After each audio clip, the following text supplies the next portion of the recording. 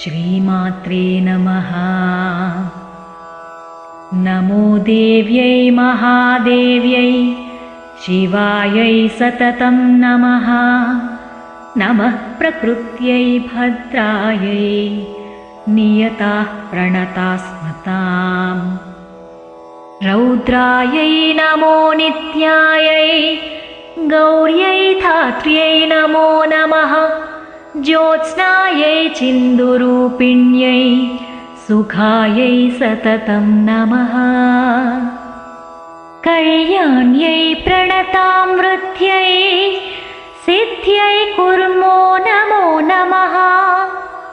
नैऋत्यै भूभृतां लक्ष्म्यै शर्वाण्यै ते नमो नमः।